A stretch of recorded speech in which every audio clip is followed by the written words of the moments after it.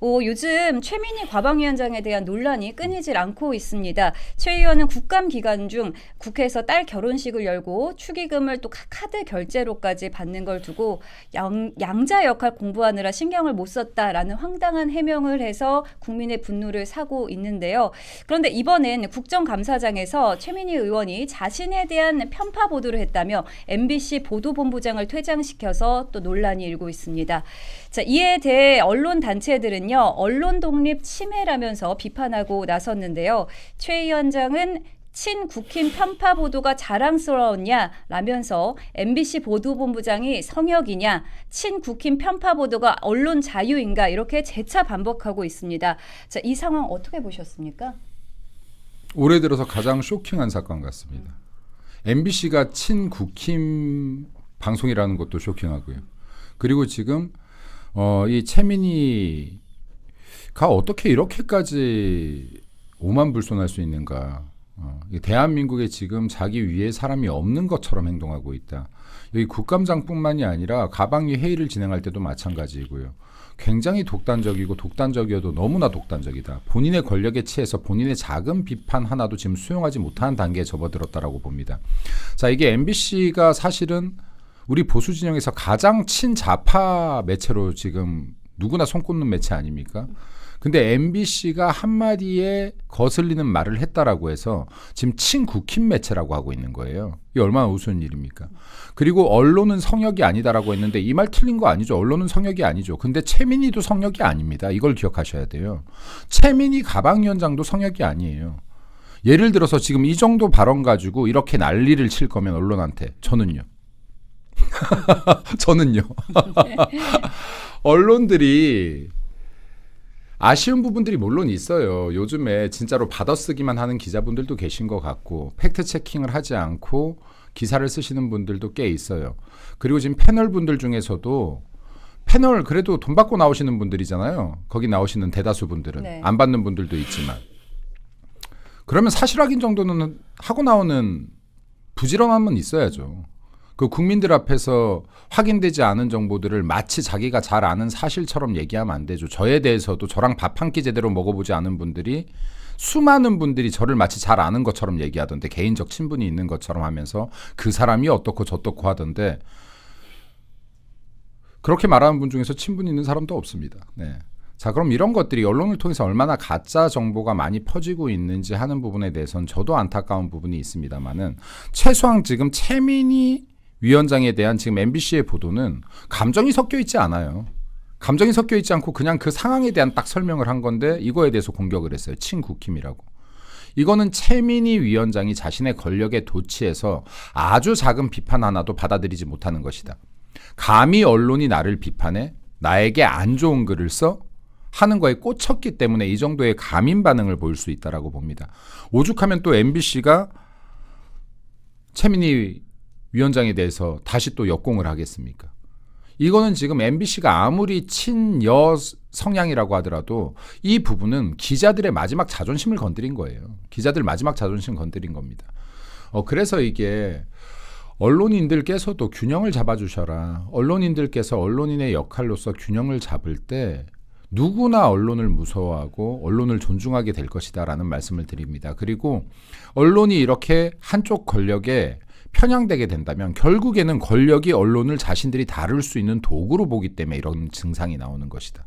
지금 이미 민주당이나 최민희 가방위원장 같은 경우는 언론을 도구로 보기 시작했는데 도구가 내 말을 안 들으니 내 뜻을 안 따르니 분노하고 있는 것이다. 네. 같이 반성합시다. 네, 같이. 지금 네. 최고님께서도 지적해 주시고 우리 일타뉴스에서도 항상 지적을 해왔는데요. MBC는 이제 대표적인 친여 성향 언론이잖아요. 그런 MBC를 이번에 최민희 위원이 친국힘 언론이다 이렇게 맞서니까 참 아이러니하다 이런 반응이거든요. 뭐 이런 걸 보고 코미디라고 하죠. 그러니까 이런 현상을 볼수록 우리가 선한 권력은 없다는 것을 항상 인식할 수가 있습니다. 이게 최민희 방송통신위원장 기자 출신이지만 뭐 어쨌든 MBC 이쪽하고 좀 친한 관계였지 않습니까? 그런데도 MBC를 이렇게 탓하는 거 보면 언제든지 이 사람은 자신이 친했던 자신의 지지자들에 대해서도 언제든 돌변할 수 있다.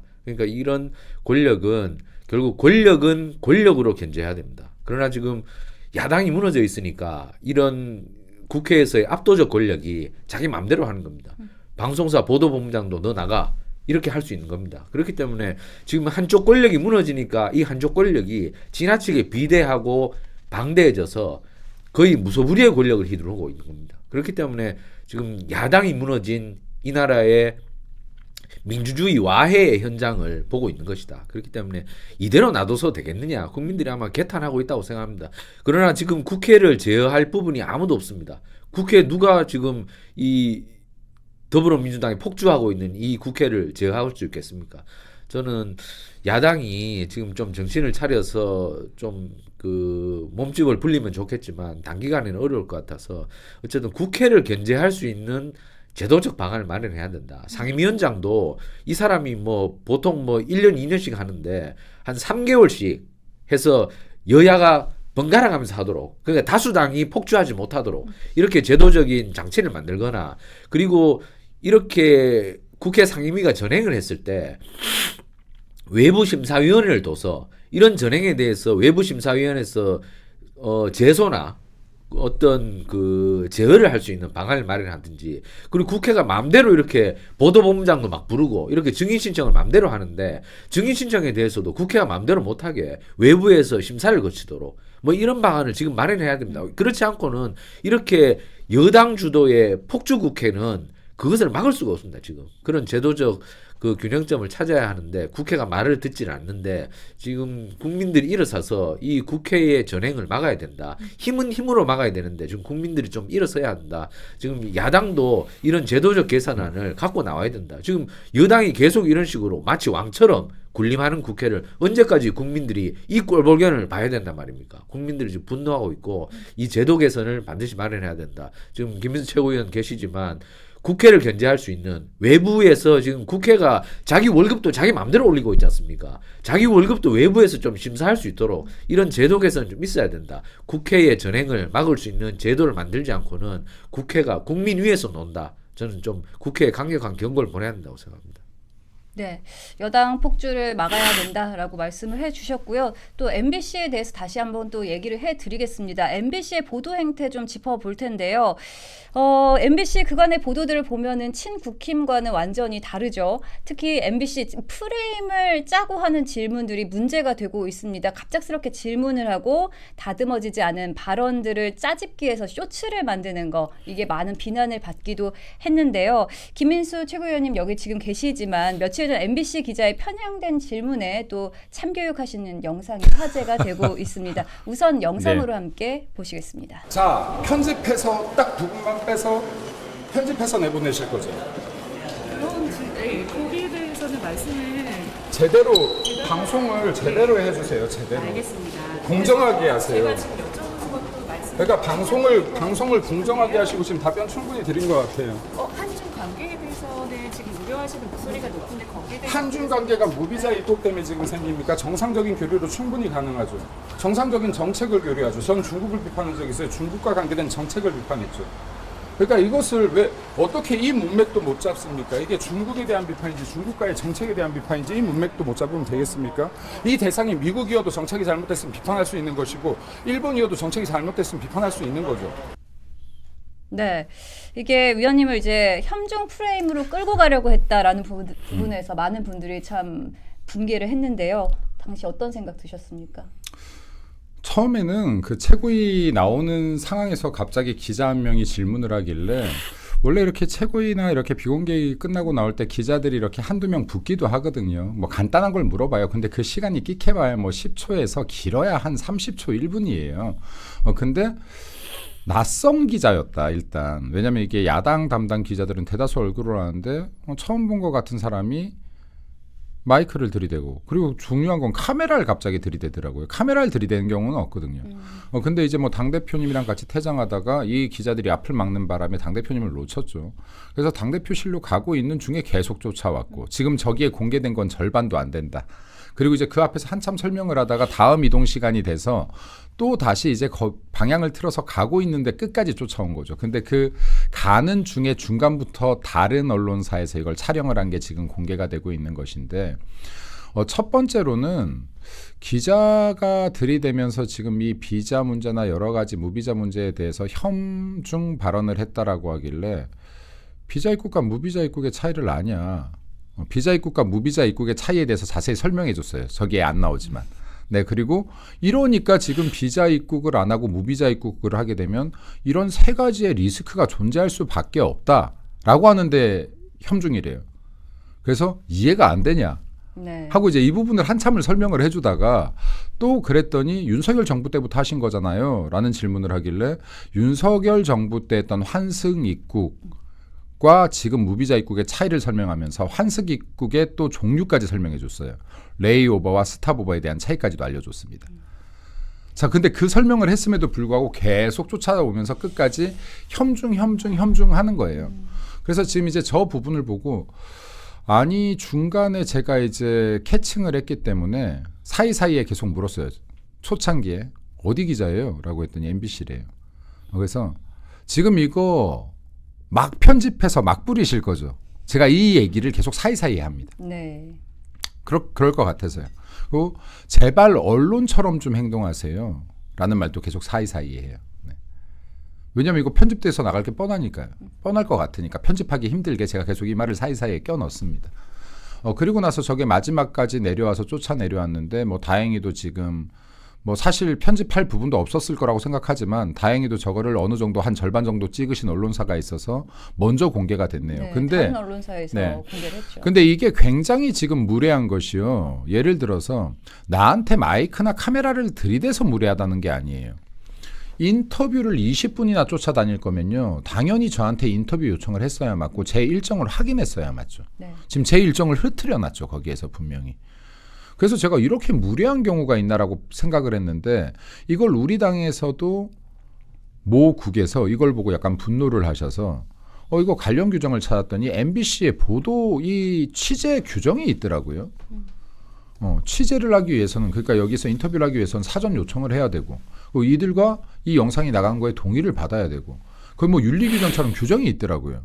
규정까지 다 있는 회사에서 왜 규정을 안 지킵니까? 그 규정을. 기본적인 예의는 갖추고 해야죠. 뭐가 됐든 간에 방송을.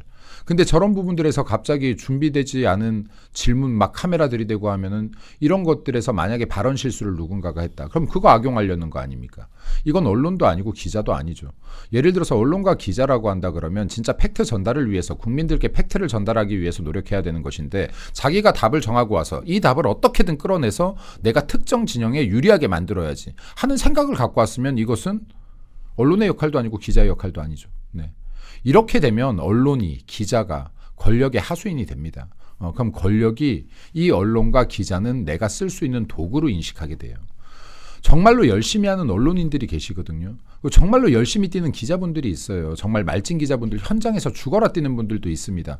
이분들의 이름까지 먹칠하지 마세요. 모든 기자분들의 이름에 먹칠하지 말라는 말씀 드리고 싶습니다. 네. 자, 언론인으로서 어떻게 보셨나요? 위원님께서. 이게 뭐 언론 윤리에 어긋난 거죠. 규범이라는 게 있습니다. 저희도 그 언론 규약이라는 것도 있고 그래서 내부에서 통제 지침이 있습니다. 인터뷰를 할 때는 방금 김민수 최고위원 말씀하신 것처럼 사전에 허락을 받고 이 사안에 대해서 취재를 하겠습니다. 그럼 몇 월 며칠 몇 시에 어디서 뵙겠습니까? 괜찮으시겠습니까? 그리고 뭐 카메라도 갑니다. 괜찮으시겠습니까? 아니면 동영상도 찍습니다. 괜찮으시겠습니까? 이게 뭐 사전에 동의를 하고 가는 게 이게 상례죠. 누가 봐도 이게 상식적인 일인데 저렇게 길거리에서 그냥 카메라를 들이밀고 그리고 사전에 허락도 받지 않은 상황에서 기나긴 인터뷰를 한다는 것은 뭐 누가 봐도 결례죠, 결례. 그러니까 이 언론 윤리의 위배죠. 그러니까 더더욱이 또 나쁜 것은 이게 뭐 기자는 어떤 방향성을 갖고 있었는지 모르겠지만 답을 정해놓고 하는 취재처럼 이 김민수 최고위원이 인식됐다고 하지 않습니까? 아니 이거는 나한테 그냥 물어서 거기에 대해서 풀어가면서 취재를 하는 게 아니라 답을 정해놓고 김민수는 친중 혐오주의자다. 이거를 이끌어내기 위해서 자꾸 질문을 한다면 그건 취재가 아니죠. 그것은 뭐 윽박지르는 거죠. 윽박질러서 그냥 너 이렇게 말해. 이거 맞지? 이렇게 취조하는 거죠. 취재가 아니라. 그렇게 해서야 제대로 된 언론이 되고 누가 와서 이 언론을 보고 아 중립적인 기사구나 얘기를 할 수 있겠습니까? 그냥 자신이 원하는 답을 이끌어내서 그냥 뭐 애청자들에게 그냥 뭐 쾌락을 주는 그런 결국에는 뭐 저질이라는 표현밖에 쓸 수밖에 없습니다. 저는 굉장히 유감스러운 취재였고 저는 이런 유감스러운 취재들이 자꾸만 이 나라의 정치를 후퇴시키고 있다. 정말 바른 정치하는 사람들은 더욱 바보 만들고 나쁜 정치하는 사람들만 키워지는 게 결국 지금 언론이 되고 있다. 저도 언론인의 한 사람이지만 이런 언론 윤리와 언론 규범을 지키지 않는다면 우리 언론 스스로 퇴락하고 결국 우리 언론이 정치를 더욱더 오염시키는 주범이 될 줄 모른다. 저는 우리 언론인들 모두가 자성해야 한다고 생각합니다. 네, 요즘 정말 보면은요 보수 의원들에 대해서 혐중 프레임을 씌우려고 굉장히 노력하고 있다 이런 생각이 드는 게요. 이번에 또 김일수 최고위원께서 중국 자본의 코스피 개입 가능성을 이야기하지 않으셨습니까? 그에 대해서 또 혐중 정서 자극이라면서 계속 프레임을 씌우는 그런 언론 보도들도 있거든요. 어떻게 보십니까? 이걸로 넘어가기 전에 잠깐 무비자 입국 한마디만 더 하고 넘어가면요. 네. 민주당과 이재명은 정신을 좀 차리기 바란다. 대체 제가 이 지난번 논평에서 얘기했는데 이재명과 민주당이 말하는 국민은 누구입니까? 라는 논평을 했습니다.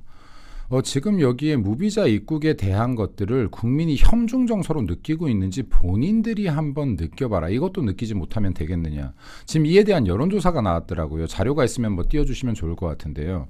지금 무비자 입국에 대해 찬성한다가 30%도 되지 않았던 걸로 알고 있습니다. 네. 여기서 민주당을 지지하는 지지자들조차도 지금 무비자 입국에 대해 반대하고 있는 거예요. 왜요?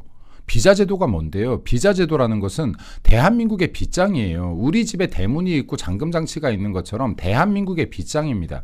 여기서 비자 제도를 왜 여러 나라들이 만들고 있는 거예요? 이 사람들의 신원을 확인해서 신원이 명확치 않은 사람들이 대한민국에 들어오지 못하게 하기 위해서. 그리고 여기에서 재무 상태가 좋지 않은 사람들이 여기에 불법 체류하지 않게 하기 위해서, 병적 조회를 통해서 전염병이 대한민국 안에 돌지 않게 하기 위해서, 범죄 조회를 해서 흉악범들이 대한민국 국민 사이에 섞여 있지 않게 하기 위해서, 모든 나라가 자기 나라들의 빗장을 비자라는 제도로 걸고 있는 거예요. 이거를 풀어놓고 지금 국민의 치안을 위협하고 국민의 안전을 위협하고 국민의 건강을 위협하면서 이것을 지금 국민에게 동의를 받길 바랍니까? 이걸 지금 혐중으로 몰고 갈수록 이재명과 민주당은 궁지에 몰릴 것이라는 말씀을 드리고 다음 질문에 대한 대답을 하겠습니다. 네. 네. 아까 그 주식시장 얘기하셨죠? 네네네. 코스피 개입 가능성 얘기하셨잖아요. 네, 이 부분에 대해서도 제가 말씀을 좀 드릴게요. 먼저 첫 번째로는요. 제가 말한 요점은 전문가들 사이에서 중국 자본의 우회적 침투 가능성이 제기된다. 근데 제가 이 데이터들을 아직 확인 못한 상태였어요. 네. 자, 근데 확인을 못했기 때문에 아직 확인한 사실은 아니다라고 했습니다. 근데 이게 선동이에요? 이게 선동입니까? 우리 보수는 이렇게 착해요. 내가 아직 데이터를 확인 못했다고 해서 확인 못했습니다 하고 얘기해요. 지금 민주당이나 좌파 세력이 했던 과학적 검증 결과에도 불구하고 IAEA, 후쿠시마 처리수 이상 없다라고 해도 끝까지 흑폐수라고 우겼던 이런 걸 선동이라고 하는 거예요. 이런 걸 선동이라고 하는 겁니다. 우선. 자, 그리고 차이나 자본의 위험성에 대해서 이야기를 했는데 그 영상 끝까지나 보시고 기사들 퍼날르셨어요? 마지막 결론은 보셨어요? 차이나 자본의 유입의 위험성에 대해서 그리고 이러한 자본이 대한민국 기업을 잠식했을 때 대한민국에 미칠 리스크에 대해서 이야기를 했습니다. 자, 이거 지금 며칠 동안 계속 공격을 하던데요. 어제는 조국 혁신당의 조국 대표가 페이스북에 올렸고 제가 조금 참았습니다. 왜냐하면 이거 여당이 건드려줘야 되거든요. 민주당이 건드려주길 기다렸는데 오늘 정책위 의장이 건드렸더라고요. 또 건드린 사람 있나요? 김용만 의원? 네, 그래도 제가 야당의 최고위원인데 여당에서 건드려주셔야 되지 않겠습니까? 여당 정책위 의장이 됐던 그리고 뭐 그래도 조국 대표는 이름이 있으니까요. 조국 대표가 됐던 좋습니다. 이 부분에 진짜로 자신이 있다. 제가 지금 이 앞방송에서도 말씀드렸는데 토론합시다. 토론 한번 붙읍시다. 들어오세요. 네. 자신 있으시면 한번 들어와 주십시오. 그러면 제가 지금 주가의 방향성과 차이나머니의 위험성부터 한번 토론 한번 해볼게요. 그리고 여기 토론 주제 더 붙이고 싶으시면 붙이셔도 됩니다. 부동산도 붙이셔도 되고요. 그리고 무비자 입국도 붙이셔도 돼요.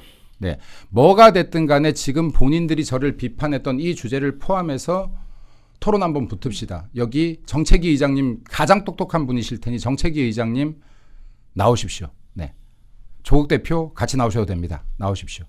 합의 보셔서 일주일 안에 응답 주시기 바랍니다. 네. 네, 토론으로 붙어주겠다 이렇게 최고위원님께서 이야기해 주셨습니다. 이 방송 보시고 붙으실 분들은 연락 주시면 되겠습니다. 신문 기사도 내주십시오. 토론 요청한다. 네. 덤벼라. 저도 하나 네. 첨언하면 네. 이현주 민주당 의원도 중국 사람들이 우리나라에 무비자 들어오는 것에 대해서 그 문제가 있다는 문제 제기를 했습니다. 그러니까 민주당 내에서도 거기에 대해서 굉장히 좀 우려스러운 입장을 표현을 하고 있죠. 왜 그렇습니까? 중국이 지금 김민수 최고위원께서 말씀하셨다시피 예전의 중국이 아닙니다. 중국이 굉장히 강한 나라입니다. 그렇기 때문에 중국은 그렇게 팽창 국가가 됨으로써 상대 나라에 대해서 계속 유혹을 느끼죠. 아, 이 나라를 우리가 좀 좌지우지하고 싶은 그런 생각이 강대국이 되면 다 만들어집니다. 그런 상황에서 우리가 무비자나 이런 빗장을 자꾸만 없애버리면 그 나라가 우리나라를 좌지우지할 수 있는 그런 통로가 자꾸 열리게 됩니다. 그러니까 만약에 무비자 중국 범죄자들이 여기 막 들어와가지고 그냥 숨어버리면 어떡합니까? 숨어서 범죄단체를 만들어서 뭐 굉장히 힘을 발휘를 해버리면 무법천지가 되죠. 그렇기 때문에 그런 부분에서 우리의 안전은 누구보다도 우리가 스스로 지켜야 됩니다. 우리 관광객 몇 명 더 받아서 우리 돈 몇 푼 벌려고 안전을 포기해서는 안 됩니다. 그 안전이라는 것은 죽고 사는 문제이기 때문에 그런 부분에 대해서는 굉장히 신중해야 되는데 지금 무비자 입국이 이렇게 많이 일어나면 우리 안전이 위협받게 됩니다. 그게 돈 몇 푼하고 바꿀 수가 없습니다. 근데 이 지금 정부는 거기에 대해서 너무나 빗장을 함부로 풀어버립니다. 저는 민주당 의원들조차 이렇게 걱정을 하는데 왜 국민들이 걱정을 하지 않겠습니까? 이렇게 국민의 걱정이 큰데 지금 민주당과 이재명 정부는 너무 좀 일방적으로 가는 것 같아서 우려를 좀 인식을 하셔야 되는데 그 부분에 대해서 없는 것 같고 그런 우려를 하는 사람에 대해서는 친중이라고 몰아붙이고 혐오주의자도 몰아붙이는데 그것은 정말 외교에 대해서 ABC도 모르는 사람들이다. 저는 거기에 대해서 좀 신중하게 접근할 필요가 있다고 생각합니다.